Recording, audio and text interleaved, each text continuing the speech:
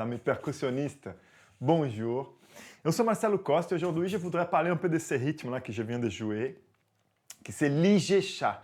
L'Ijexá, je vous ai déjà fait une vidéo sur ça, mais je fais un petit rappel de qu'est-ce que ça veut dire. L'Ijexá, c'est un rythme qui est joué dans une fête traditionnelle brésilienne qui s'appelle Afoxé. L'Afoxé, c'est une fête qui se passe pendant le carnaval, une fête qu'on a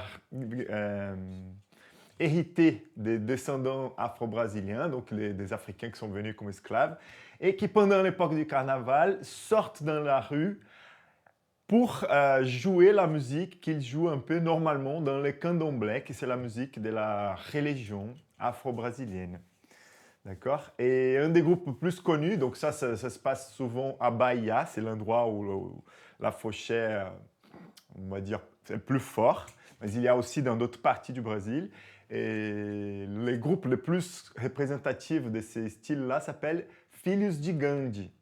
Et d'ailleurs, Filhos de Gandhi, c'est le nom d'un morceau joué par Gilberto Gil et Jorge Benjor, dans lequel ils jouent la guitare. Donc, ils font une adaptation de l'Afoxé. Ce n'est pas l'Afoxé traditionnelle, parce que l'Afoxé traditionnelle, c'est fait avec de la percussion dans la rue, avec du chant et tout. Là, c'est guitare et chant. Donc, ils font cette adaptation qui s'appelle Filhos de Gandhi, en hommage à ces groupes-là de Bahia. Et il y a aussi, ça me vient en tête, un autre exemple d'Afoxé qu'on peut trouver dans la musique populaire brésilienne, qui n'est pas la musique traditionnelle. C'est le morceau qui s'appelle Sina, de Djavan, dans lequel il fait aussi un Afoxé stylisé, où on peut voir qu'il essaye de mettre des éléments de l'Afoxé dans son morceau. Voilà pour quelques commentaires et quelques exemples sur l'Ijexá.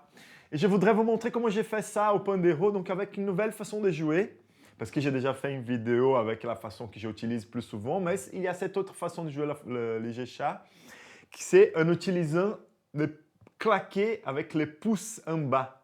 Donc c'est juste le fait de jouer les pouces pile au milieu de la peau en bas et étouffer la peau. C'est un son qui imite un peu le son du claquer en haut. D'accord? Donc on va faire la même chose qu'on a fait avec le claquer en haut. On va faire la même chose en commençant par les bas. Donc on va faire claquer en bas, pointe, base, pointe. Pour le premier ton. Et après, deuxième ton, claquer en bas, pointe, pouce, pointe. Et si on rassemble le tout doucement.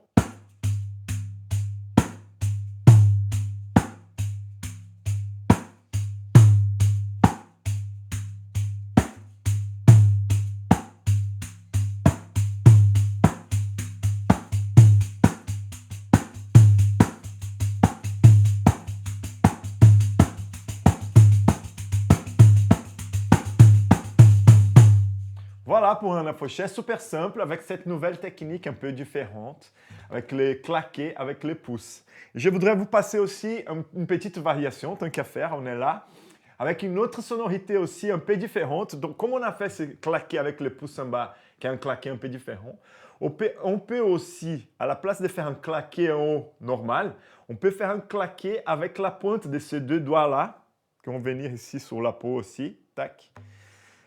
Et ça fait un claquet très proche du claquet en bas. D'accord? Et donc, si on veut faire un double claquet, waouh, sans répéter deux fois, papa, les claquets normaux, on peut faire un claquet en haut avec la pointe des doigts et un claquet en bas avec les pouces. D'accord? Et ça, c'est très utile pour cette phrase, petite variation de Ijexá que je voulais vous montrer. On va voir ça entre le premier et le deuxième ton. Donc, le premier ton va être pouce, pointe, base, claquer en haut avec la pointe des doigts.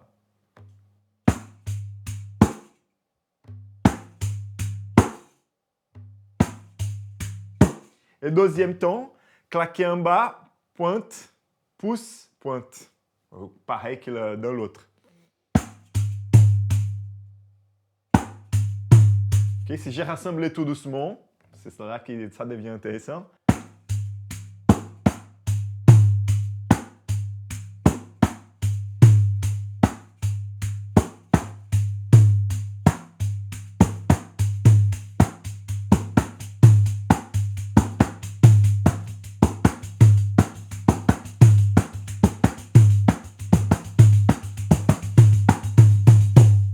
voilà pour ces 2 petites phrases d'Igesha avec une technique. La technique utilise les claquer avec les pouces en bas.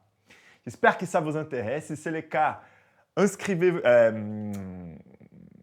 Si c'est le cas, suivez-moi sur Instagram, sur Facebook et suivez-moi aussi sur YouTube pour recevoir des vidéos comme ça et pouvoir continuer à apprendre et à développer votre façon de jouer les Pandero.